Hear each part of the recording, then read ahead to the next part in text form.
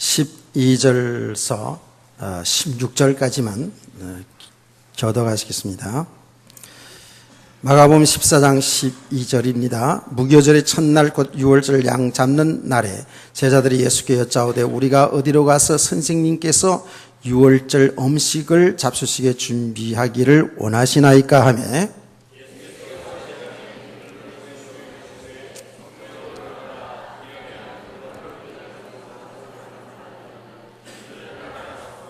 어디든지 그가 들어가는 그 집 주인에게 이르되 선생님의 말씀이 내가 내 제자들과 함께 6월절 음식을 먹을 나의 객실이 어디 있느냐 하시더라 하라.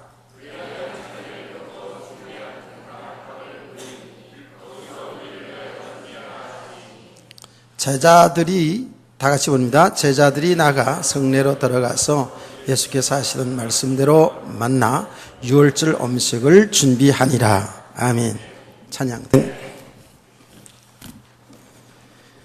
제가 자주 여러분들에게 하는 그 말씀 중에 하나가 하나님의 말씀을 우리가 들을 때에 이 말씀의 내용을 통해서 그는 저 옛날에 그때의 예수님 당시에 아브라함 당시의 이야기구나 라고 이렇게 알아들으면 나와는 상관이 없지요. 항상 말씀을 들을 때에 이것이 나에게 주시는 하나님의 음성으로 메시지로 들으시길 원합니다. 여기에 잘 되어져야 됩니다. 물론 지금 이 가정들을 보는 것은 성경에 이미 다 이루어진 일들입니다. 그 이루어진 일들을 통해서 오늘 우리에게 하나님은 말씀을 주시고 있는 거거든요. 그래서 지난 시간에도 얘기하지 않았습니까? 예수 그리스도를 중심으로 해서 대제사장과 서기관들은 예수님을 잡아 죽이려고 했고 또 그 문둥병에서 나음을 받은 그 시몬은 예수님을 잔치를 베풀었고 그 잔치에 참여했던 그 여자는 아주 값비싼 나드 향을 예수님 머리에 부었고 그 머리에 붓는 모습을 보고 제자들은 그 여자에게 화를 내면서 책망하면서 그거를 왜 그렇게 허비하느냐, 그걸 팔아서 가난한 사람들에게 주면 얼마나 좋겠는가라고 책망하는 그런 제자들이 있었고요. 또 예수님의 12제자 중에 한 사람인 이 가룟 유다는 예수님을 구체적으로 팔려고 얼마에 팔고 도농정을 하는 예수님을 배반하는 이런 내용이 짧은 본문 속에 여러 사람들이 나왔단 말이에요. 그게 예수님 당시 있었던 일이거든요. 그래서 제가 우리 성도들에게 말씀드렸잖아요. 과연 나는 이 사람들 중에 어떤 부류의 사람으로 지금 신앙생활하고 있는가? 과연 나의 영적인 상태, 나의 믿음의 수준은 어떤 정도인가라는 것을 이 말씀을 통해서 그 사람들을 통해서 자기 자신을 볼 수 있어야 된다라고 말씀했습니다. 여러분 한 주간 동안 많이 생각해 보셨나요? 아마 새벽에 계속 나오신 분들은 이 부분을 구체적으로 계속 말씀을 했기 때문에 아마 자기 자신들의 그 믿음의 수준, 영적인 상태를 잘 보았을 겁니다. 아니면 여러분들이 한 주간 동안 말씀을 정말 묵상하면서 한 주간을 보낸 사람이라면 아마 답이 났을 겁니다. 그 모든 답의 결국은 이거는 내가 구원받고 또 내가 살아가는 모든 삶 또 하나님의 복음을 위해서 헌신하는 그 모든 일이 하나님의 은혜구나. 은혜 아니면 살 수가 없구나. 내 힘과 능력으로 내 지식과 경험으로 사는 것이 아니라 성령의 능력으로 하나님이신 성령의 은혜로 이 모든 것을 감당할 수 있구나라는 것을 깨달은 줄로 믿습니다. 자, 그래서 오늘 말씀도 다 지나간 과거의 이야기입니다만은 여기 아주 중요한 메시지를 우리가 받는 겁니다. 하나님은 말씀을 전할 때에 사람들의 그 믿음의 수준을 따라서 영적인 수준을 따라서 각기 다 이 말씀에 은혜 받게 되어 있어요.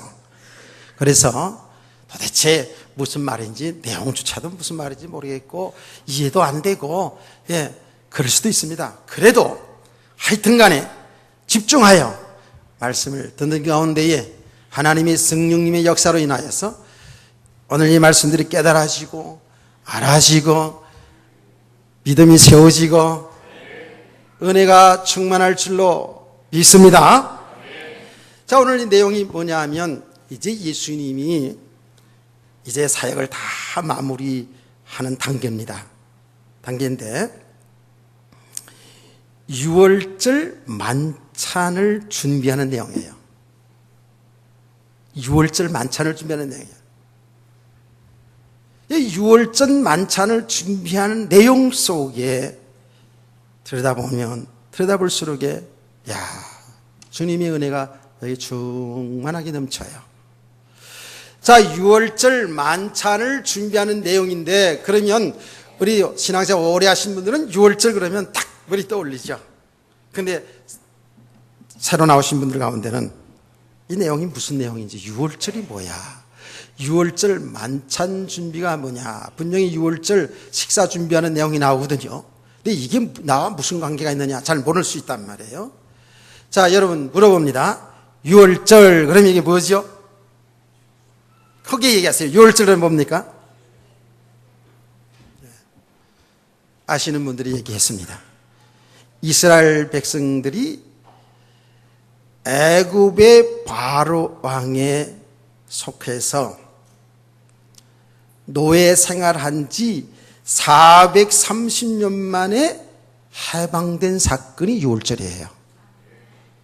그 이스라엘 백성들에게 있어서는 6월절이 너무 중요한 겁니다. 그래서 어느 정도 중요하게 생각했냐면 그 해방된 그 달을 그들은 해의 첫 달로 시작했어요. 해방된 그때 만약에 오늘 우리가 6월달이잖아요, 그렇죠? 벌써 6월달이네, 그렇죠? 이게 참 6월달 6월절, 이건 뭐가 있네. 하여튼간에 그 6월달에 해방이 되었다고 생각합시다. 그럼 이 6월절이 얼마나 그들에게 중요한 것인지 그 6월달을 그들은 그들의 첫 달로, 해의 첫 달로 시작을 한 거예요. 새로운 시작이죠. 그러니까 완전히 새로운 인생이고 새로운 시작이라고 이게 그렇게 이 6월절을 중요하게 여겼습니다. 그 6월절의 그 내용이 뭐냐? 이겁니다. 이스라엘 백성들이 430년 동안 애굽 나라에 바로 왕의 노예가 되어서 노예 생활을 했다고요. 자, 여러분 이야기를 할 때마다 제가 얘기합니다. 이 백성들이 노예 생활을 했다 하는 그 노예의 수는 어떤 정도냐 하면 이렇게 표현했습니다. 노예, 사람들이 노예 생활하는데 말하는 짐승이다라고 이렇게 얘기했어요. 그러니까 노예 생활했다라는 것은 뭐예요? 자유가 없는 거예요. 인권이 없는 거예요. 그냥 주인이 하라면 하고 주면 먹고 자라면 자고 죽이면 죽어야 되는 거의 짐승 수준의 생활을 했다는 거예요.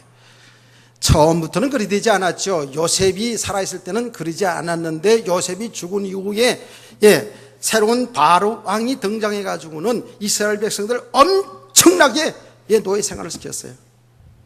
엄청나게 역사 속의 이스라엘 백성들을 보면 우리가 상상할 수 없을 만큼의 그런 고통, 그런 고난을 당했어요. 우리 출애굽을 공부할 때 보지 않았습니까? 그들의 노동이라는 것은 정말 험악한 노동, 아침부터 밤늦게까지 노동을 했고요. 그러면서도 이스라엘 여자들이 아주 건강해가지고 어떻게 해요? 아이를 쑥쑥 잘랐어요. 그냥 잘랐어. 뭐 산화 제한도 없었잖아요. 그때는 그냥 낳는 거야. 그냥 계속 그냥 낳는 거예요. 한 명, 두 명, 세 명 정도 아니고 한타서서 그냥 놔버리는 거야. 그러니까 어떻게 됩니까? 이스라엘 민족이 많아지죠. 자꾸 그래서 성경에 보면 출애굽할 때 보면 아주 중다한 민족이 되어버렸어요. 출애굽 당시에 보니까 우리가 계산적으로 보더라도 한 200만 이상의 그런 큰 민족을 이룬 거예요. 그 당시 말입니다.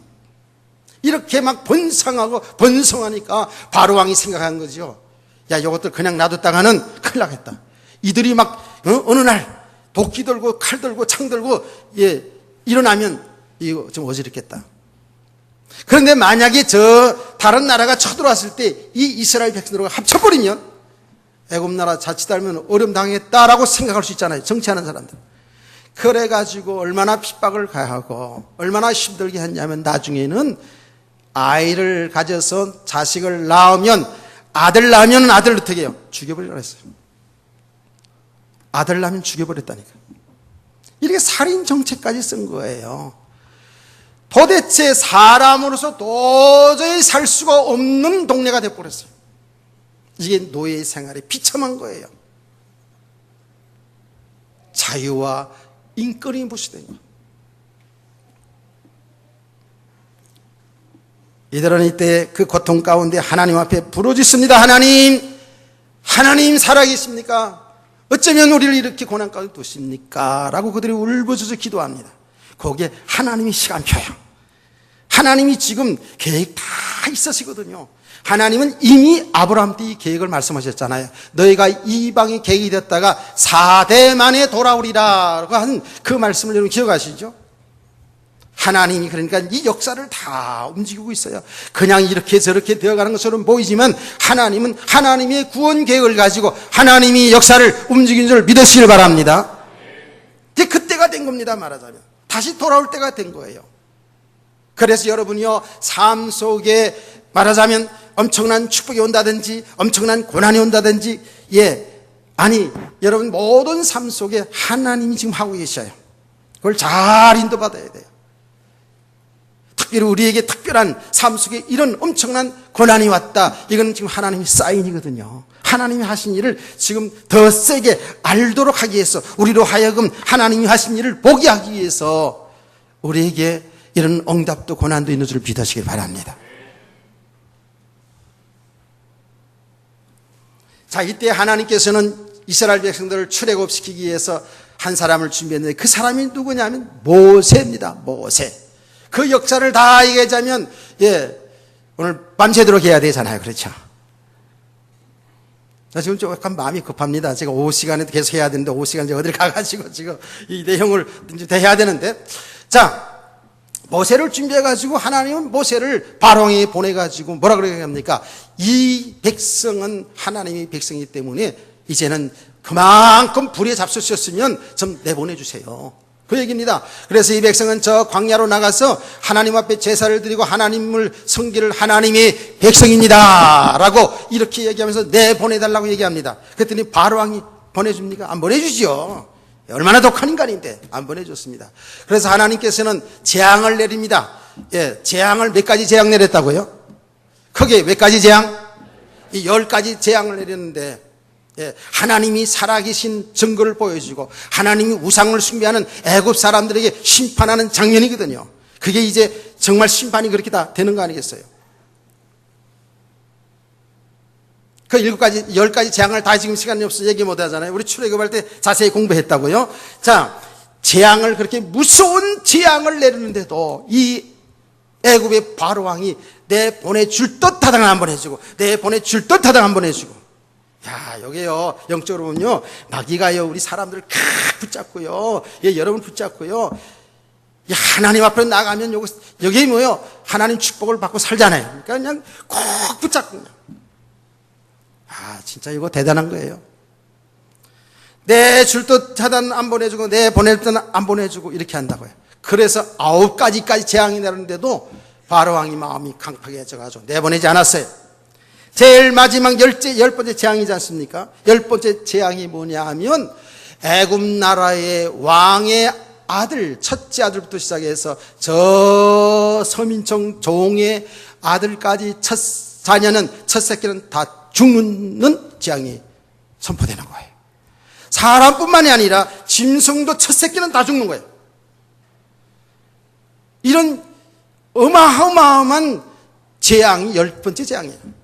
이 재앙을 하나님이 계약하시고 모세를 불러가지고, 모세야, 너는 이스라엘 백성들에게, 이 하나님 백성들에게 말하기를, 이제 출애굽을 시킬 건데 양이나 염소를 잡아가지고 그 고기는 먹는데 그 피는 어떻게 하라? 문 있잖아요, 문. 다른 데 말고 요 문이 중요한 겁니다. 문. 예수님 말했잖아요. 나는 양의 문이다 라고 말했잖아요. 문이다 그랬어요. 이 문이 참 중요한 거예요. 그 문을 통해서 내가 들어가고 나가야 한다 그랬잖아요. 그렇죠? 그 문에다가 문 인방과 문설주와 그 인방 있잖아요. 예, 문설주와 인방 여기에다가 피를 바르라. 그러면 피를 바른 집 안에 있는 장자, 사람이나 짐승, 첫 새끼는 죽지 않는다. 그렇게 이스라엘 백성들에게 다 그렇게 말했어요. 이게 복음이에요. 그렇죠? 자, 이렇게 온 백성에게 말했습니다. 그리고 그날이 왔어요. 그날 무슨 날? 출애굽하는 그날이 왔어요. 근데 이스라엘 백성들은 하나님의 종을 통해서 말씀하신 그대로 양을 잡아서 염소를 잡아서 피를 내서 그 고기는 구워서 먹고 그리고 피를 다 발랐어요. 하나님이 말씀한 그대로 바로 왕의 장자부터 시작해서 저 서민의 장자까지 사람이든 짐승이든 다 죽었어요. 난리가 났어요. 생각을 해보시라고요. 온 애국 백성이 그냥 장례식으로 그냥 울음바다가 된 거예요. 그러니 이게 뭐 보통 일이 아니죠. 백성들은 그동안 참고 또 참았어요. 참고 또 참고 그랬어요. 아니 저 바로 왕이 빨리 저 이스라엘 백성을 내보냈으면 얼마나 좋을까. 그들 속에다 살았으니까. 그들로 인해서 그런 재앙이 내리는 것을 그들은 알고 있었거든요. 백성들의 원망이 하늘을 치기 시작합니다. 여러분 생각해 보세요. 첫째가 죽으면 어떻게 안 내보내고 있으면 둘째 또 죽습니다. 둘째가 장자가 되는 거니까 또 죽습니다. 또 죽고 또 죽는 사건 아니에요? 백성의 원망이 하늘을 찔렀어요. 그래서 결국은 바로 왕이 항복하고 모세를 불러가지고 너 백성이 그로 나가라 그랬어요. 나가라. 그래서 6월절이라는 것은 뭐예요? TV대로 말할게요. 저승사자가 왔을 때 피를 보고 넘어간 거예요. 하나님이 천사들을 보내가지고 피 바르지 않은 집의 장자들 첫 새끼들은 죽게 하는 거예요.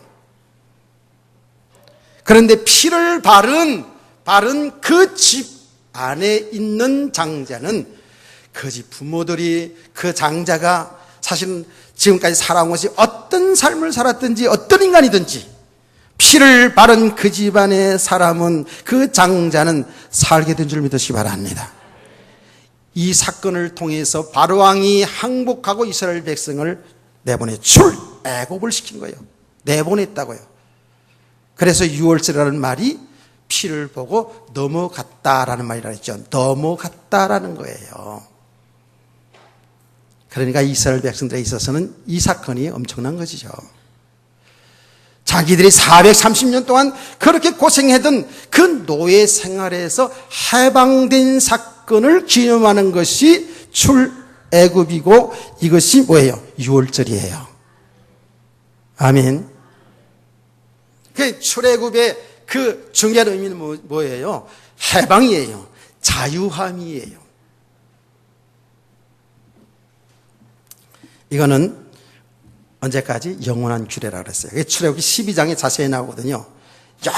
영원히 하나님의 백성들이 이 절기를 지키면서 그 하나님이 하신 일에 하나님의 은혜에 감사하고 믿음의 사람으로 세워가도록 하기 위해서 이 절기를 영원토록 지키라고 말씀했어요. 지금 그 6월절을 예수님이 직접 제자들과 함께 지키는 내용이라고요.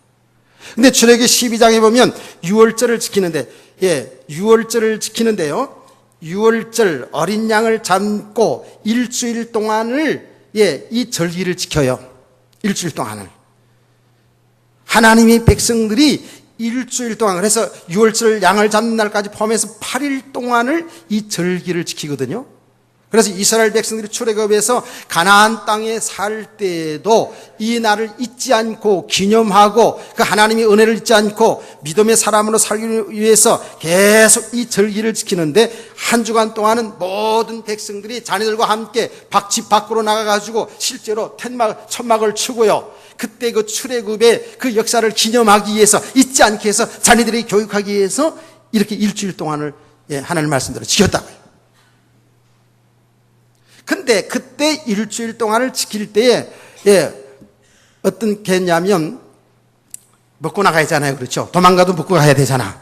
그래가지고 빵을 만들어서 먹어야 되는데 빵에다가 누룩을 넣지 않고 그 찐득찐득한 밀가루를 개어가지고 찐득찐득한 그 떡을 띄어가지고 구워서 먹는 거예요. 이걸 무교병이라고 하는 무교병. 누룩이 없는 과자, 누룩이 없는 빵. 아까 일부 예배 시간에도 물어봤더니 거의 다 알더라고. 빵 찌는 걸 알더라고요. 여러분, 빵을 찌려면은 밀가루도 반죽해가지고 거기다 뭘 넣어요? 누룩, 효소를 넣잖아요. 안 해보는 걸처럼 그렇게 하고 있으면 얘기가 안 되지. 그건 넣잖아요. 그러면 그걸 넣고 이 보자기 같은 거로 이렇게 덮잖아요. 덮고 어떻게 해요? 하루쯤 두면은 그게 이렇게 다 부풀르잖아요. 이렇게 부풀러요.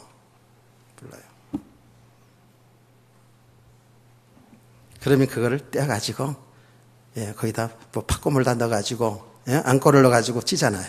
맛있는 빵, 뭐 안흥찐빵, 출애굽 찐빵이 나오는 거야. 그런데 지금 출애굽해야 되는데 말이죠. 빨리 그들이 이동해야 되는데 언제 그 누룩 넣어가지고 부풀려가지고 이쁘게 빚어가지고 그래가지고 그걸 먹냐, 맛있게 먹냐고요. 그러니까 어떻게 해요? 누룩 없이 그냥 밀가루에 그냥 반죽해가지고 찐득찐득한 거 그대로 해가지고 구워가지고 먹는 거예요. 그래서 무교병, 누룩이 없는 과자, 누룩이 없는 빵을 일주일 동안씩 먹는 거예요. 그럼 그날 기념하는 거예요. 그래서 성경 여기 보니까 무교절이라고 얘기해요. 무교절. 아시겠죠? 6월절에 누룩 없는 빵을 먹는 데서 무교절이라고 하는 거예요. 그 일주일 동안씩 이거를 지키면서 하나님의 은혜를 다시 한번 생각하는 거예요. 이게 무교절이라고 해요. 이게 6월절이라고 해요. 자, 여러분. 그러면 이때 출애굽한 사건 이 내용이 우리와 무슨 상관이 있냐고요. 어떤 상관이 있어요? 요 출애굽한 이스라엘 백성들의 사건이 저와 여러분에게 주어진 하나님의 은혜, 하나님이 주신 축복인 줄 믿으시죠? 이 영적인 눈으로 잘 보셔야죠. 우리 출애굽을 할 때마다 말씀을 많이 들었어요. 오늘 이스라엘 백성들이 애굽 나라의 종살이 노예 생활하면서 가진 고통과 참 억울함을 당하면서 자유가 없이 그렇게 살았던 그 모습이 저와 여러분의 과거의 모습, 예수 믿기 전의 모습인 줄 여러분을 믿으시길 바랍니다. 저와 여러분이 과거의 삶의 모습이 예수 믿기 전의 모습이 말하자면 애굽에서 종살이했던 삶과 똑같은 삶이에요. 소망이 없어요. 성경은 정확히 그 상태를 얘기합니다. 우리는 영적으로 보면 하나님도 알지 못하고 영적으로 죽어 있는 상태고, 우리 사람들이 살아가는 날 동안에 전부 뭡니까? 세상의 풍속대로 살았고요. 하나님을 모르니까, 하나님의 말씀을 모르니까 그렇게 살 수밖에 없잖아요. 그리고 살아가는 게 뭐예요? 전부 육체의 욕심을 따라서, 다시 말하면 안목의 정욕, 이생의 자랑, 육체의 정욕, 이렇게 살아갔다고요. 아무 소망이 없어요. 그게 과거의 저와 여러분의 모습이라고요.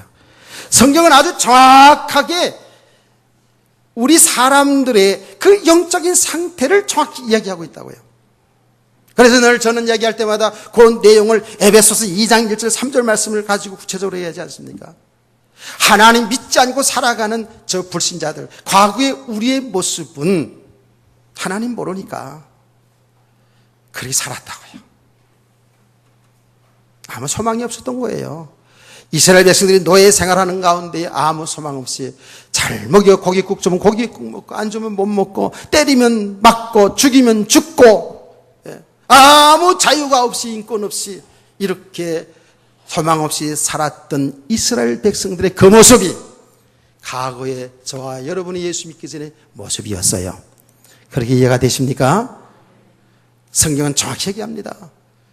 그 삶이 이스라엘 백성들이 바로왕의 손에 딱 잡혀서 노예 생활했던 그 삶의 모습이 저와 여러분이 예수 믿기 전에 눈에 보이지 않지만 마귀에 딱 잡혀가지고 마귀의 종로로 타면서 마귀의 자녀들 타면서 아무 소망 없이 그저 육신의 욕심을 따라서 이렇게 살아왔다고 해요.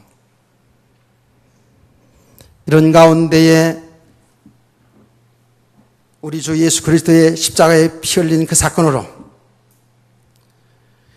우리 사람들의 죄를 대신하여 십자가에 피 흘려 죽으신 그 예수 그리스도를 통하여 저와 여러분이 거기에서 해방된 줄 믿으시기 바랍니다.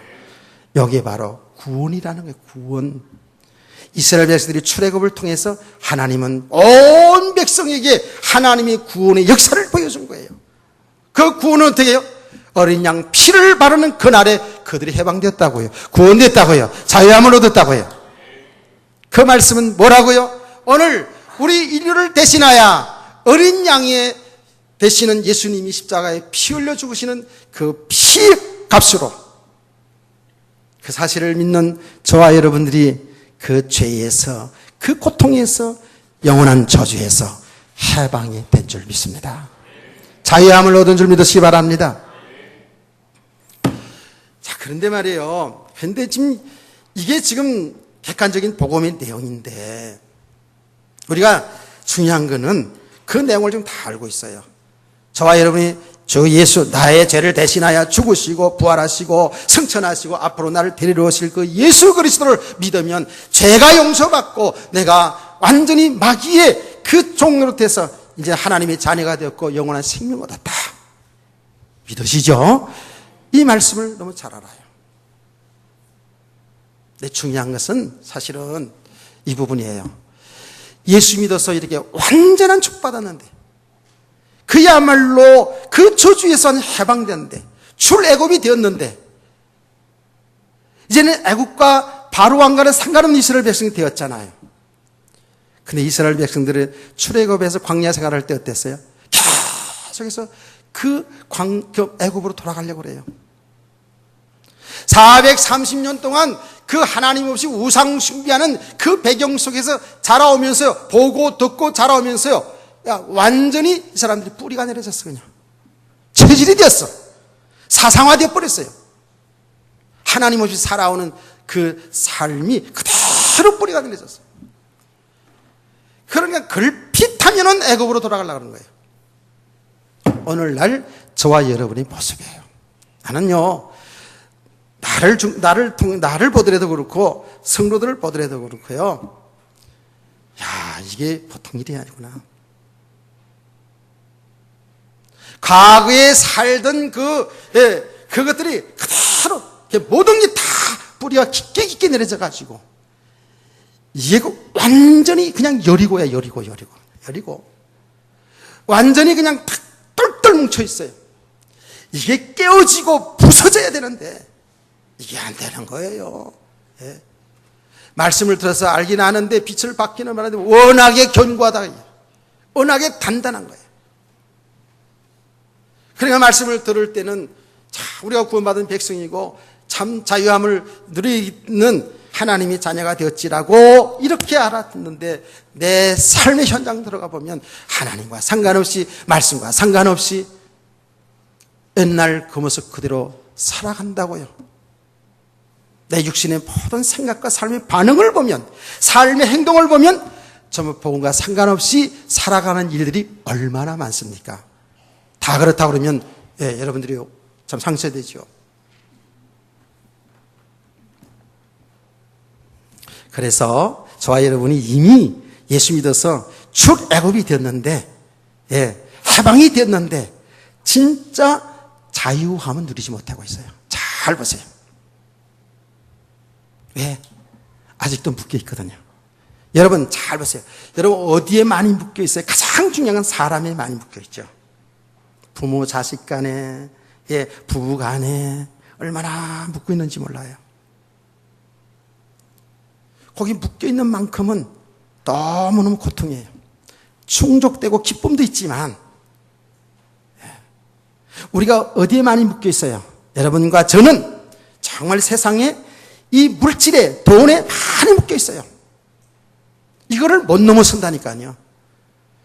사람들 따라 다 틀리지만 어떤 사람은 권력에, 어떤 사람은 정말이에요.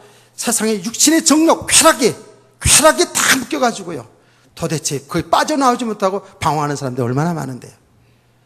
아니, 저 불신자들은 당연하다고 보는데 예수 믿어서 정말로 출애굽 믿었는데도 구원받았는데도 불구하고 아직도 과거에 살았던 우리의 그 욕심대로 살았던 것에 묶여있다라니까요. 묶여있어. 여기 무너져야 됩니다. 묶여있는 만큼은 우리는 진짜 해방, 자유함을 못 누려요. 못 누려요. 저 여러분 이 부분을 잘 봐야 돼요. 우리는 늘 얘기 듣습니다. 우리의 주인은 이제는 누구예요? 창조주 하나님이신 예수 그리스도가 우리 주인이고 신랑이라고요. 믿으시죠? 자, 그러면 또 생각해 보자니까 그 예수님이 누구냐고요, 글쎄. 우주 만물을 창조하신 창조주 하나님이시고 그 예수님이 저와 여러분을 구원하기 위해서 이 저주 아래서 영원한 형벌 아래서 마귀의 종로를 타고 사는 것도 모르고 살아가는 우리를 건져내기 위해서 십자가에 피 흘려 죽기까지 하여서 우리를 건져내신 그 예수님, 그 주님이 우리 사랑, 우리 주인이라고요. 우리 신랑이라고요. 그 주님을 믿으면 되는데, 그 주님을 믿고 살아가면 되는데, 알기는 아는데 삶 속에서 이게 실제가 되지 않아요. 그래서 오늘도 내일도 우리는 은혜가 필요한 자인 줄 믿으시기 바랍니다. 진짜 은혜가 필요한 자예요. 정말 주님이 발견돼야 돼요. 야, 맞아. 목사님 말씀처럼 눈에 보이지 않지만 주님이 나와 함께 하시면 나를 이끌어 가신다는데 실제로 내 삶 속에서 보니까 그렇구나. 우리 주님은 오늘도 저와 여러분과 동행하시면서 예배 자리에 오게 하시고 오늘 예배 끝나면 모든 삶의 현장 속에서 주님이 동행하시면서 우리에게 은혜 주시고 우리에게 응답하시고 우리에게 축복하시고 그게 다 은혜잖아요.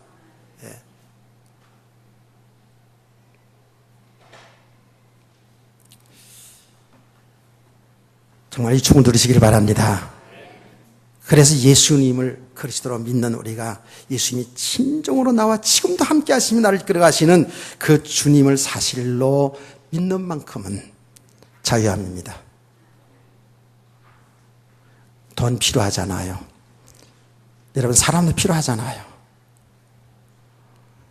남편도 아내도 자식도 부모도 다 우리에게 살아가는 데 있어서는 우리 친구도 다 필요합니다. 여러분의 공부도 필요하고 여러분 직장생활도 필요하고 다 필요한 겁니다.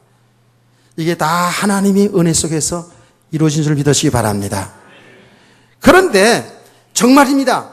우리가 이 복음을 바로 알았다는 것은 이제는 우리는 완전한 하나님의 자녀, 예수님이 나의 주인, 이 사실을 정말 사실로 믿는 만큼은 우리는 거기에 묶이지 않고 자유함이 있는 줄 믿으시기 바랍니다. 여기 자유함이 있어야 돼요. 자, 이게 출애굽의 진정한 의미, 해방입니다. 자유입니다. 구원입니다. 저와 여러분은 해방되었습니다. 자유인입니다. 하나님의 자녀입니다. 하나님 나라가 약속되어 있습니다. 다 받았잖아요. 이제는 정말 그 주님 믿고 믿음으로 그 주님의 말씀에 순종해 살아가면 돼요. 이제는 그 주님이 주신 나의 삶을 그 삶이 어떤 삶이든지 간에 제가 늘 표현하기 알아듣기 쉽게 새빵살이를 하든 월세를 살든 대궐 같은 집을 가지고 살든 그 모든 것이 우리는 이제는 주 안에 사는 삶이잖아요. 아멘. 주님과 함께하는 삶이죠. 그러니까 그 삶에 감사하고 기뻐하고 즐거워하고 왜 나는 팔자가 이런 팔자가 되어가지고 이렇게 고생하며 이렇게 사나 이래 하지 말고, 예. 우리 살아가는 사람들 속에는 다 이런 일 저런 일 다 있습니다. 그러나 우리는 믿음의 사람들은요, 이걸 잘 봐야 돼요. 그 모든 일들을 통해서 내 힘과 내 능력으로 사는 것이 아니고 하나님의 은혜로 믿음으로 살기를 주의 이름으로 축원합니다. 하나님은 꼭 우리에게 그 과정이 필요하기 때문에 주신 것이거든요. 우리가 그런 과정을 겪어가면서 그 슬픔과 그 고통과 그 어려움들을 겪어가면서도 아직도 거기서 빠져나오지 못하고 있다면 이건 어리석은 겁니다. 하나님 우리에게 말씀하고 있잖아요. 오늘 새벽에 야곱의 믿음의 과정을 통해서 야곱의 일생 중에 아주 중요한 터닝 포인트가 되는 중요한 새로운 시작이 되는 창세기 35장을 봤어요. 하나님 잘 믿고 제단을 잘 쌓던 야곱에게 어려움이 오는데 그 어려움을 통해서 야곱은 깨달았어요. 아, 이게 아니구나. 그런 그 자리에서 떠나서 모든 다 정리하고 모든 것을 상수리 나무 밑에 묻어버리고 십자가 밑에 묻어버리고 하나님이 원하신 길을 출발하는 겁니다. 새로운 시작이 되는 겁니다. 주위의 나라들이 꼼짝을 못하는 거예요.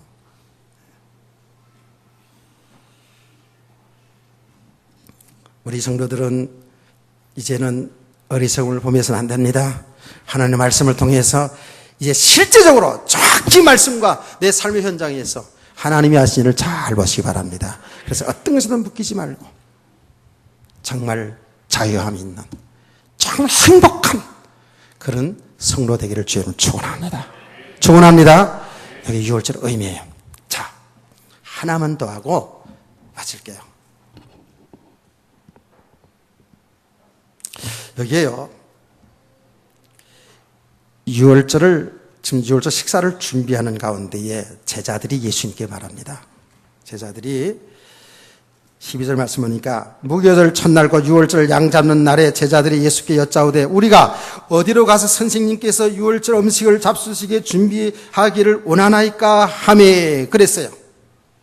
도대체 예수님의 제자들이 지금 6월절 그 만찬을 준비해서 선생님과 함께 식사를 해야 될 텐데 이거 어떻게 준비합니까? 사실 그들은 돈도 없어요. 그렇죠? 자, 그런 가운데에 어떻게 준비해야 됩니까? 라고 걱정스럽게 예수님께 물었더니 예수님께서 뭐라고 얘기하냐면 예수님의 제자 중 둘을 보내시면서 성내로 들어가라 그랬어요. 성으로 들어가라 했어요. 여러분, 이스라엘의 그 풍속을 보면 양을 잡고 짐승을 잡는 건 성 밖에서 하는 겁니다. 성 밖에서 하고 식사는 성 안으로 들어가야 됩니다. 예루살렘 성 안으로 들어가야 돼요. 그래서 성 안으로 두 사람을 보내는 거예요. 제자 중에 두 사람을 보내면서 뭐라고 얘기했냐면 재밌어요, 이거요. 예, 재밌어요. 이 내용이 아주 눈을 크게 뜨세요. 두 사람 보내면서 이렇게 얘기하는 겁니다. 예루살렘 성 안에 들어가면 물동이를 가지고 가는 사람이 있다. 그래서 예? 물동이 여기 있잖아요. 물 한 동이를 가지고 가는, 자 보세요. 물 한 동이를 가지고 가는 사람을 만나리라. 그러면 그 사람을 따라 들어가면 그 주인이 있는데 그 주인에게 뭐라고 말을 하느냐면 주인에게 이르되 14절입니다. 선생님의 말씀이 내가 내 제자들과 함께 6월절 음식을 먹을 나의 객실이 어디 있느냐 하시더라 하라. 그리하면 그 사람이 다 준비한다라고 예수님이 말했어요.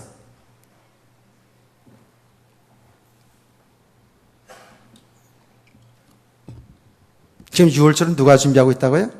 준비했다고요? 누가 준비했어요? 결론부터 얘기하죠. 누가 준비했어요? 하나님이 준비한 거예요. 예수님이 준비해 놓은 거예요, 지금. 잘 보시라고요. 자, 물동이를 가지고 가는 사람, 그러면 사람이라고 했어요. 물동이를 가지고 가는 여자가 이렇게 표현되어 있어야 되는데 물동이를 가지고 가는 물동이를 가진 사람을 만나게 된다 이렇게 했거든요. 그게 참 이게 의미가 있더라고요.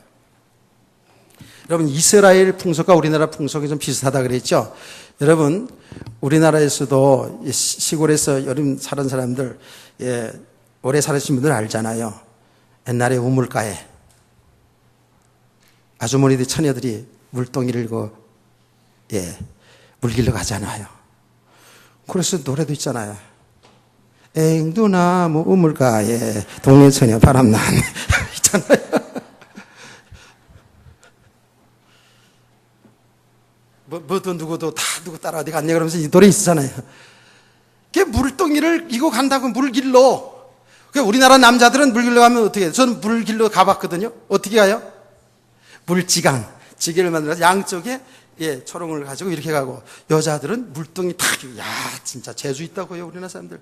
물동이 이렇게 딱 이고, 또 아리 틀고, 여기 딱 가가지고 이렇게 딱 물고, 그리고요, 이거 안 잡고 살랑살랑 얼마나 잘 걸어갔는데, 해보신 분들 있을 거예요. 모르시는만, 젊은 사람들이 몰라요. 그 물을 한 동이 이고 있잖아요. 이게 머리에 이고, 물도 안 흘리고 갔다니까, 글쎄. 그거 안 떨어뜨리고.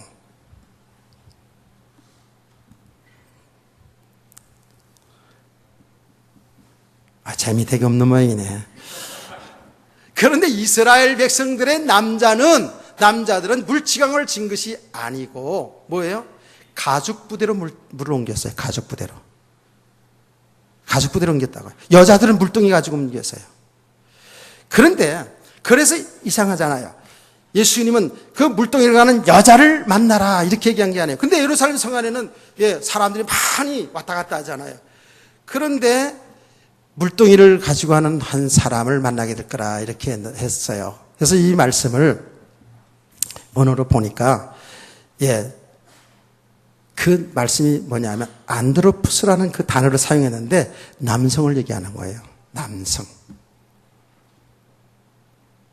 그래서 제가 또 얼핏 영어 성경을 봤죠.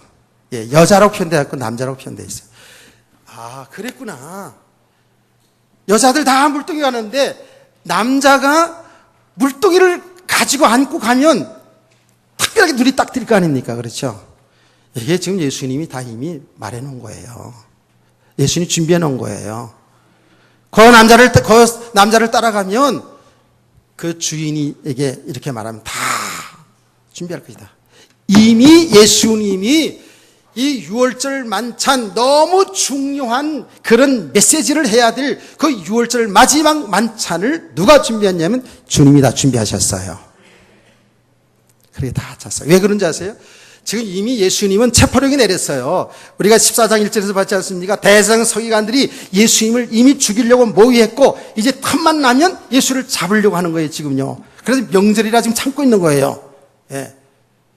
여러분, 그 당시에 지금 6월절을 지키기 위해서 예루살렘 성에는 사람들이 꽉 들어 있어요, 지금요. 숙소마다 가득가득 있는 거예요. 그 당시도 엄청난 사람들이 6월절 지키기 위해서 예루살렘에 모였지 않습니까? 그런데 뭐 어떻게 그걸 분별할 수 있어요? 그러니까 예수님이 남자에게 물동이를 가지게 해서 딱 튀게 해가지고 이렇게 만나게 해서 비밀리에 했다고요. 왜 그러냐? 자칫 잘면 잡히거든요, 지금.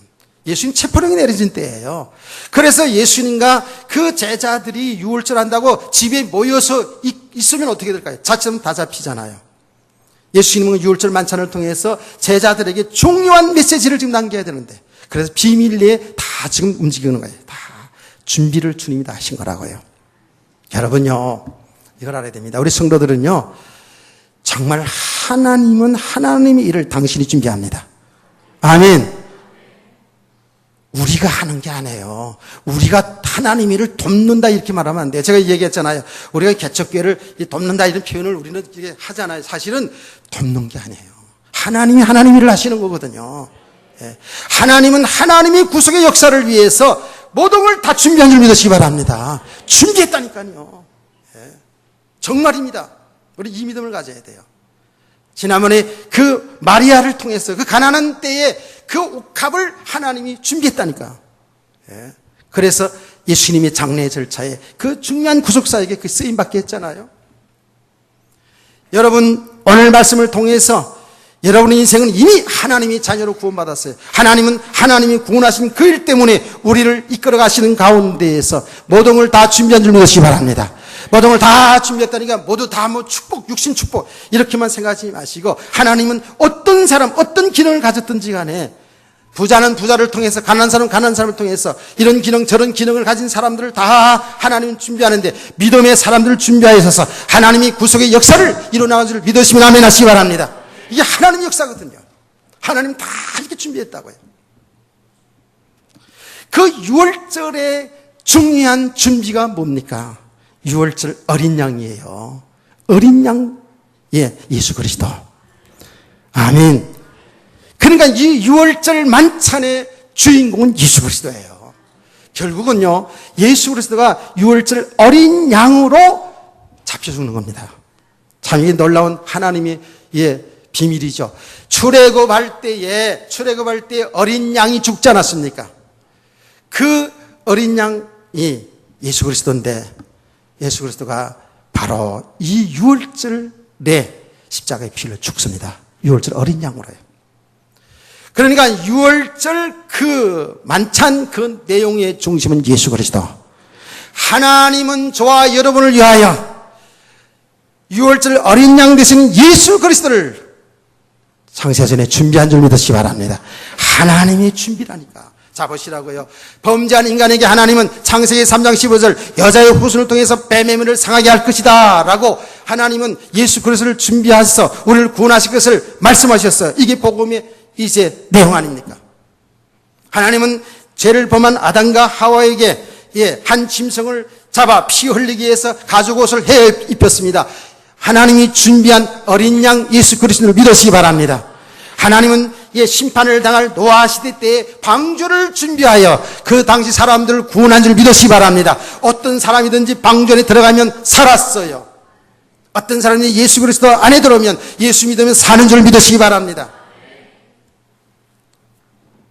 우리 시집이 할 게 하나도 없다니까. 모든 것이 하나님이 준비하고 하나님이 은혜로 그 예수 믿어서 구원받게 하시는 거거든요. 하나님은 아브라함을 불러서 아브라함에게, 예, 약속하셨습니다. 내 씨를 통해 천하 만민이 복을 얻으리라. 하나님이 준비하셨어요. 모든 걸 하나님 다 준비하셨어요. 하나님은 아브라함에게, 예, 말씀합니다. 창세기 22장. 하나님은 아브라함의 믿음을 시험하기 위해서 백세에 난 아들을 번제로 바치라지 않습니까? 자, 그래서 다 왔어요. 예, 눈을 좀 크게 떴어요. 이제 설교가 다 끝날 때 됐어요. 아브라함이 하나님의 말씀에 순종하여서 이삭을 번제로 드리려고 모리아 산상으로 올라가지 않습니까? 모리아 산상으로 올라갈 때에, 예, 장작을 지어서 번제단을, 예, 불을 태워서 드린 게 번제니까 장작을 아들에게 미웠어요. 그리고 칼을 가지고 또 불을 가지고 갑니다. 가다가 이 이삭이 아브라함이 물어봅니다. 하나 이상하거든? 산에 다 올라가야 되는데 분명히 양을 잡아서 제사를 드렸는데, 아버지, 이 장작 있고 불, 칼 다 있는데 번제들 양은 어디 있습니까? 라고 물었지 않았어요? 그때 아브라함이 뭐라고 대답했어요? 뭐라고 얘기했어요? 하나님이 준비했다라고 말했어요.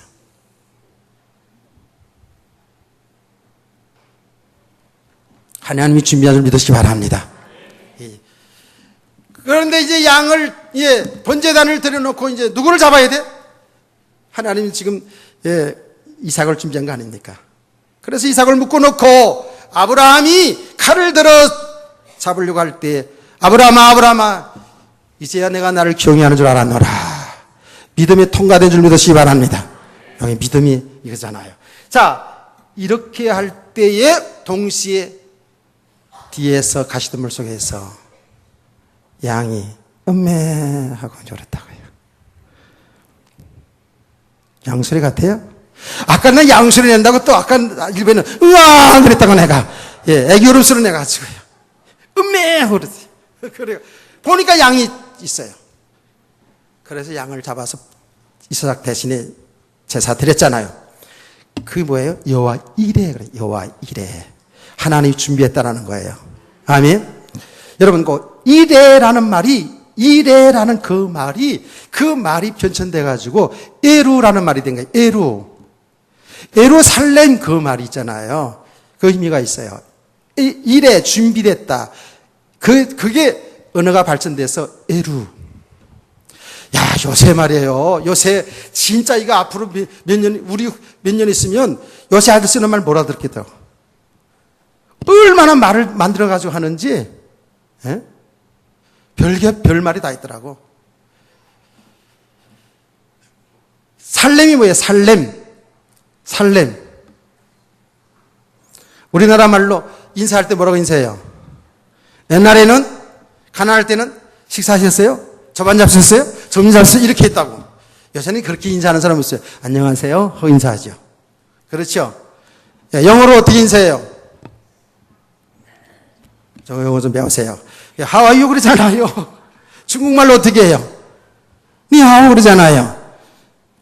이렇게 인사말이, 히브리 사람들 인사말이 뭐냐면 샬롬이에요. 샬롬, 평강, 평안 그 말이에요. 그 예루살렘이라는 말이 뭐예요? 예루살렘이라는 말은 하나님의 평화를 준비한다는 그 말이에요. 예루살렘, 화목, 평안, 평화를 준비했다라는 그 말이 예루살렘이에요. 자, 보세요. 그러면 지금 누구를 준비한 거예요? 평화의 왕 예수 그리스도. 아멘. 예루살렘에 준비된 그 예수 그리스도. 우리를 위하여 피 흘려 죽으셔서 하나님과 우리 인간 사이를 화평을 만들어준 예수 그리스도. 아멘. 우리 인간은 절대로 예수 그리스도 아니고는 하나님과 화목해질 수가 없어요. 아무리 우리가 착하게 살아도 하나님과 화목해질 수가 없어요. 죄인이에요. 그러나 우리를 대신하여 십자가에 피 흘려 죽으신 예수를 믿음을 통해서 하나님과 원수된 관계에서 화목한 관계로 아버지와 자녀 관계로 회복된 줄 믿으시기 바랍니다. 예루살렘 6월절 예수 그리스도 준비하는 거예요. 예루살렘에서 6월절이 만찬이 진행되는 거예요. 여러분, 우리의 모든 삶의 현장에 예수 그리스도 아니면 절대로 화목해질 수가 없습니다. 사람 인간의 노력으로 화목해질 수 없어요. 지난 시간에 부부관계도 얘기했습니다만은 부부들이 정말 우리의 노력으로 우리 배운 지성과 인격을 가지고 화목해지고 화평해지고 이렇게 행복한 가정을 이룬다는 것은 이건 할 수가 없어요. 그러나 길이 있어요. 예수 그리스도. 예수를 통해서. 아멘. 나도 내 아내도 자식도 예수 그리스도 주 이름으로 모시고 예수 그리스도 바라보면서 그 안에 살아갈 때에 화목이 이룰 줄 믿으시기 바랍니다. 그러니까 화목이라는 것은, 요한네스라는 것은 복음이 안 된 만큼은 안 돼요. 그거는 부부간에도 마찬가지고 부모 자식 간에도 마찬가지고 성도 간에도 다 마찬가지입니다. 그리스도 안에서 참 화목이 이루어지는 거예요. 참 평안이 이루어지는 거예요. 여러분 개인의 삶도 마찬가지예요. 진짜 참된 평안, 참된 행복은 그리스도 예수 안에 있습니다. 주님이 말씀하셨습니다. 수고하고 무거운 짐진 자들아 다 내게로 오라. 내가 너희를 쉬게 하리라 그랬어요. 예수 그리스도 안에 참 평안이 있어요. 예수 그리스도 안에 참 행복이 있어요. 예수 그리스도 안에 이 복음을 알아가면 알아갈수록 우리는 다른 사람하고 원수질 수가 없다니까요. 나를 좋아하는 사람만 좋아하는 이런 불신자 수준이 아니에요. 여러분에게 정말 상처를 주고 힘들게 하더라도 예수 그리스도 안에 있으면, 예수 그리스도를 바라는 사람이라면, 이 복음의 비밀을 바라는 사람이면 어떤 사람도 수용하고 이해하고 용서하고 사랑할 수 있게 될 줄 믿으시기 바랍니다. 6월절 어린 양, 이게 하나님이 준비하셨다고요. 하나님이 그것을 은혜라고 얘기하는 거예요. 하나님 은혜. 이 모든 것이 하나님의 준비, 하나님의 은혜. 이 은혜 속에 살아간 여러분, 은혜를 지속하시기 바랍니다. 이 은혜 지속은 다른 게 아니에요. 계속 말씀을 통해서 은혜 받아야 돼요. 알아가야 돼요. 자, 오늘 여기까지. 다음 시간에 또 계속 이어서 할 겁니다. 여러분과 저는 오늘 이 말씀을 좀 더 깊이 묵상하면서 정말 그리스도 예수 안에서 하나님이 은혜를 지속할 수 있기를 주의 이름으로 축복합니다. 하나님 감사합니다.